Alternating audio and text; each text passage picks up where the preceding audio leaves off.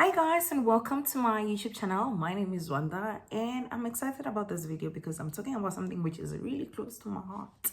So today I'm going to be sharing with you guys the best 5 ETFs that are doing well on my portfolio. Okay, this should be exciting for you guys because you can pick and choose on what you want to take and include it on your own portfolio, or how you plan on changing your portfolio going forward, or how you can start, right? So this video is actually for anyone with it who is at any stage of investment. Okay, so again, this video, it is a celebratory video as well because I'm back into talking about shares, but also I want to celebrate the fact that my portfolio has reached 200,000. Yay, yay, yay. So yeah, the portfolio is getting to 500k. I think I would feel good about that, so I'm working towards it, and hopefully you guys will be here to celebrate with me, right? So before we get going, I want to include beginners, people who are starting to invest, so that we don't leave them behind. So I'm going to give a quick description of what a tax-free savings account is, as well as what an ETF is.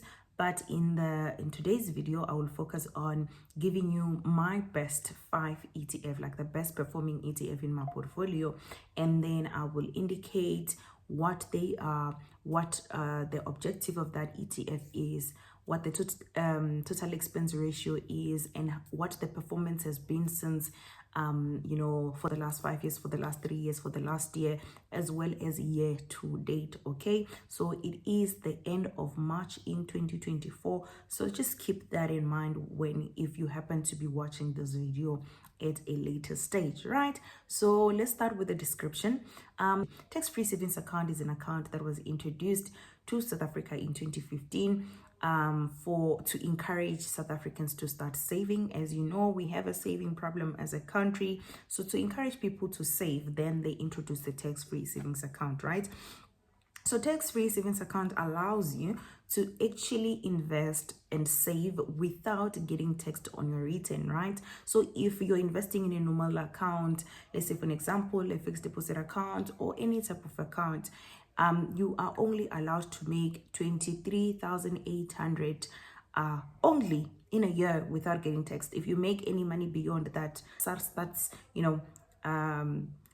taking their portion, right? So we don't want that. We want to be able to build wealth for long term and be okay with making more than 23,800 in a year without getting taxed. And this is what this account allows us to do, right? So it allows us to get tax free on interest, on capital gains, as well as on dividends, right? And because I'm talking about shares, these would allow you to get tax-free on dividends and tax-free on capital gains, right? So that's what the tax-free savings account is about. And key things to think about is that you're only allowed to deposit at least 36,000 in a year, and in a lifetime 500,000. Okay, don't exceed that, because then if you do exceed the limit, SARS comes in, right? Let's move to ETFs themselves. ETF is a basket of shares that you can buy in one transaction. So you get an exposure to different companies that focuses in different businesses, right? So that's beautiful, because as a beginner, most of the time, it's very hard to decide which company to buy. So if you can get a place where you can buy a basket of them and it's already decided for you, I would say go for it, because that's it's much easier than buying in individual shares, right? So for example, if you have go to the shops and go to the supermarket, and then you find a basket with multiple fruits, different fruits, pineapple, orange, narki, lemon, and so forth, and then you are able to buy that basket. That's what ETF seems like, right? And the beauty about it is that instead of you buying one company which can be exposed to high risk, you have multiple companies. Like I said, some could focus in different businesses. For an example, on the top 40, you have companies that are in the banking industry, you have companies that are in the resource industries. So therefore, you are still able to get those different companies in one ETF. So it allows you to get an exposure to multiple industries. Some ETFs, however, mimics a different sector or a different commodity, for an example, right? So you can get an ETF that focuses on finances, right? So you can get those financial institutions, the banks, and the investment companies in one basket. So instead of you betting, for an example, on Capitec, you can bet on the industry itself by buying an ETF that focuses on that particular industry, right? So that's what ETF is in summary. Now let's get into my top 5. So just a disclaimer, guys, I'm not saying you should go and buy these ETFs. I'm just saying these are the ones that are doing well in my portfolio, and I'm sharing this for educational purposes, and hopefully you'll find it useful in a way that can inspire you to go and do better in your own portfolio, and it can help you to do research, right? So I've written these top 5, and I also have my phone, because within my phone I have their fact sheet, right? So a fact sheet is a 2-3 pager document that gives you all the information you need to know about a particular ETF. So if you hear me talk about an ETF that you find interesting, go on Google and write that name, the name of that ETF, and include fact sheet. Then you'll be able to download the PDF, and then you can read more about the ETF that I'm going to be talking about. Just a reminder, I'm going to talk about total expense ratio, the performance in the past year and year to date, also the top 10 holdings, as well as maybe a summary of what the ETF is about. Yeah. Okay, so the ETF that's sitting at number 5, and guys, please stay tuned, because at number 5 I have an ETF that has a performance of 80%. So we want to know what this is, so stay tuned so that you can get to know, and also so that I can get money, okay? Because I only get money when you guys watch my videos towards the end and watch the adverts, okay? So at number 5 we have the MSCI World ESG Enhanced, right? So the reason I bought this ETF is because I went to this event at the JSE, and they were talking about companies that were focusing on ESGs and how far South Africa is when it comes to ESGs, you know. So I found it interesting, because I think in Western countries they are way advanced when it comes to ESGs. So just for some of you who do not know what ESG stands for, it stands for environmental, social, and governance, right? So there is more and more movement towards, you know, looking after environment, sustainability as a whole, right? So in the Western countries, they are far way advanced than we are on this. In South Africa, I'm not even sure if the KPIs are measured correctly, but these on the social side, for South African context, it would be things like, you know, like the community work that companies have been doing in South Africa, like hiring people from the community. That's part of ESG, right? So some of the things that people actually companies look into when it comes to environment, it's like, you know, greenhouse gases emission. They also look into employee retentions and succession planning when it comes to social. In terms of governance, they look into like compliance and so forth, all of those things. Those are companies that focuses on those things. So I bought this ETF, right? And like the name says, it says World ESG. So it's not focusing on South Africa, it's focusing on, you know, global companies. And I did that intentionally because I know that in South Africa this is not a big deal, but in the world this movement is big. So that's the reason why I bought it. At the time of this video, this ETF is selling at 76 rand per share. So, and this ETF doesn't pay dividends, right? And I want to talk about performances a bit. The past performance looks like this, and the past 5 years, and this is annualized, meaning that, you know, over a period of the last 5 years, this is an average performance. In the last 5 years, it's sitting at 18.7%, which is good, because for me, an ETF that performs well is an ETF that has an average performance of 10% through and through. And the reason I say this is because normally when I do my projections of growth, I use 10%, and that's just to be also conservative. So anything that does less than that, for me, that's a heartbreaker, and may not fit into my overall portfolio, because I'm actually anticipating something beyond 10%, you know, 10% and above.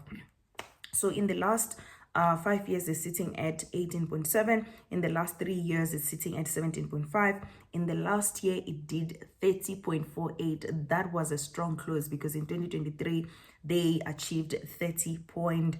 for 8. That's really good. And year to date, they're sitting at 8.28. It's only been 3 months, guys. And total expense ratio is the cost in which you are charged for this ETF to be managed, right? So you need to be cautious about this, because you want a total expense ratio which is lower, so that you don't get to reduce your own growth, because this is taken from your growth.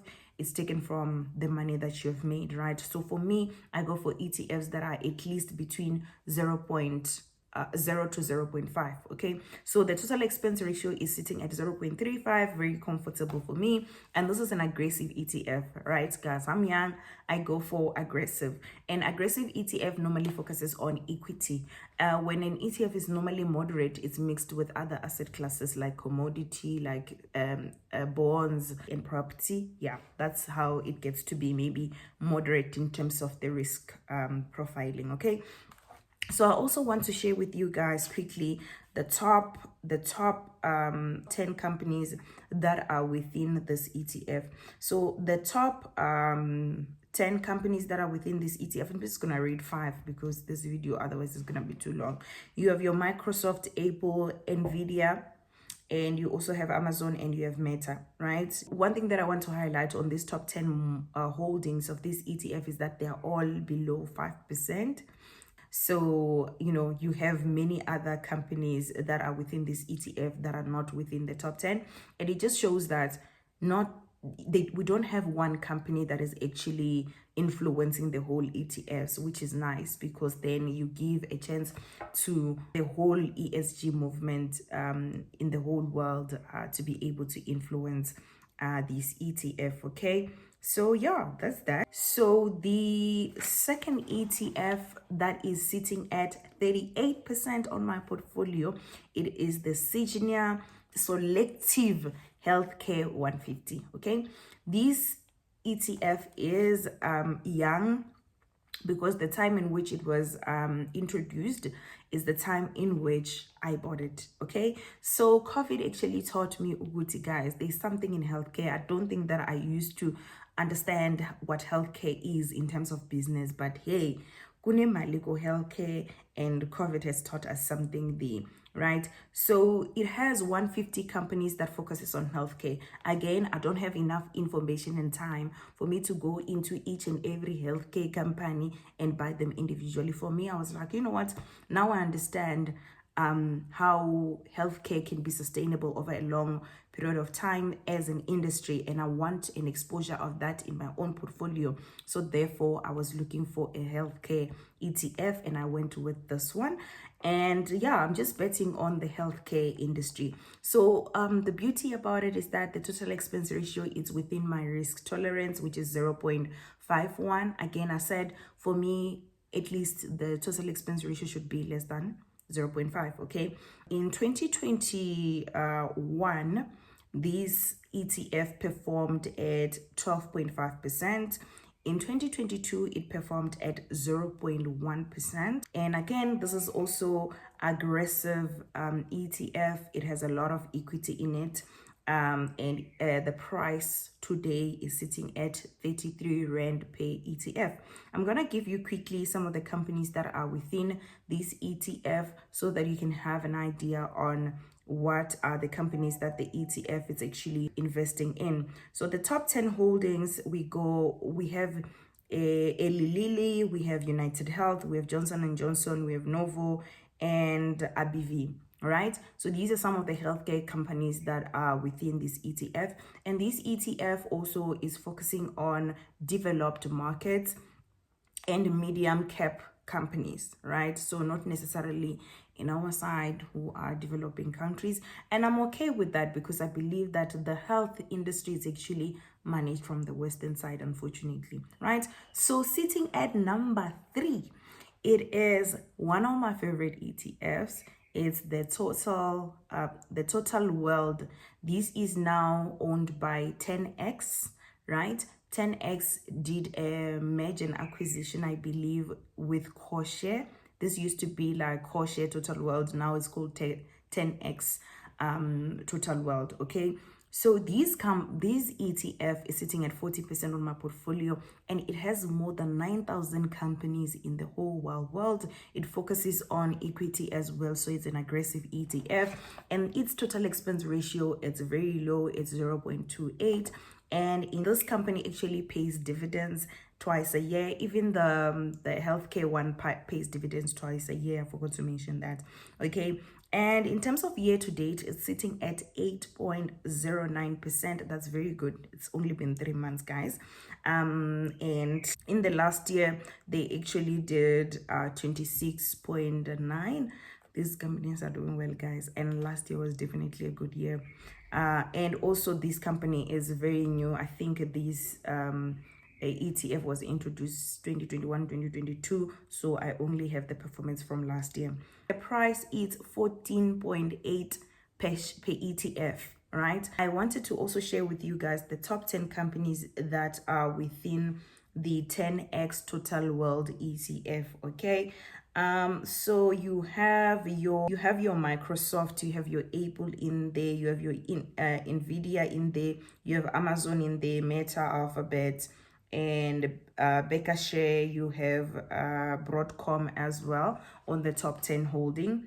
Okay, and I love the fact that they all have less than 4% each, so it gives the whole you get an exposure to the whole world, and that's the reason I bought it, right? It's called Total World for a reason. It has 9,000 companies in it, so which gives us a bit of an exposure. And if you're trying to understand which countries are the companies coming from, we have companies from North America contributing at least 74% of the whole ETF, and some Western Europe at 16%, Central Asia, Africa, Middle East, South Central America, Eastern Europe, and others. So you get really, although the majority of the companies comes from North America, but you get an exposure as well to different industries within those companies.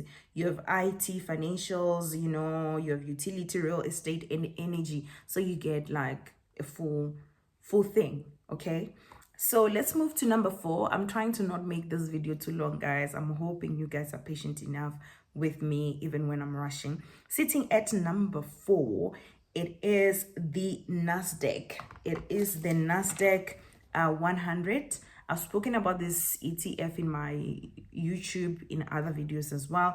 It's sitting at 64% on my portfolio. That's good, right? So the Nasdaq 100 is an ETF that focuses on the best 100 companies in the Nasdaq Stock Exchange, right? So you're betting on the Nasdaq Stock Exchange, and the Nasdaq focuses more on information technology companies, right? So you have 50% of this ETF being IT companies, because that's what they focus on, the ETF focuses on. Okay, and the price at this point is the one that is sitting at 192.70 per ETF. Okay, and year to date we are sitting at 9.9. Not bad, guys. I'm expecting a very good year on the ETFs that I'm talking about today, because even year to date, even when we have only been 3 months into the year, they've already doing well. So I'm hoping for the best throughout the rest of the year. And its total expense ratio is at 0.48, which is still less than my limit of 0.5. And in the last 5 years, the annualized performance was 28.62. And in the last 3 years, it was 21.28. And last year, the performance was 57%, and it was its all-time high. So last year was the year. So I'm gonna share with you guys their top 10 holdings. They have the usual suspect. They have Microsoft, Apple, Nvidia, Amazon, Meta, Tesla. It has Tesla. Other ETFs that I've mentioned don't have Tesla. These are some of the companies that they have on their top 10. Okay, yeah, like I said, this is on information technology. Now going into number 1. Guys, if you're watching until here, please give me a purple heart to show me that you're still watching. Okay, sitting at number 1 on my portfolio, we have the information technology S&P 500, right? Guys, I'm sure you have heard about S&P 500, but back in the days when I was looking to buy this ETF, I asked myself, what's the difference between information technology S&P and the S&P, the normal S&P? When I check the performance, I was like, information technology has been beating S&P 500 for the longest time. Why should I invest on S&P instead of the information technology, right? So that's why I went with the S&P 500, but for information technology. So the price today would be 25 rand per share, and its total expense ratio is 0.5, and in the last year to date it's sitting at 15.18. Come on, somebody, 15.18, and it's only been 3 months, right? And last year its performance was 65.48, and annualized in the last 2 years it's sitting at 32.3 percent, and in the last 5 years it's sitting at 32.8. So it seems like annualized performance is sitting at 30%, and that's really a good return annualized, right? I have it from one invest, guys, and the Nasdaq one I have it from Cetrix. Okay, so the companies that are there is also usual suspects: Apple, Microsoft, Adobe, Salesforce, and Accenture is there as well, and Cisco is also there. Some of the companies that I actually like in information technology. So this would be it. Tell me which one you think you can add onto your portfolio as a beginner. Also tell me if you feel like this was insightful enough for you to go and make a decision to start investing. Goodbye, guys. And if you watched until here, give me a red heart. You guys who watch until the end have a very special place in my heart. Cheers.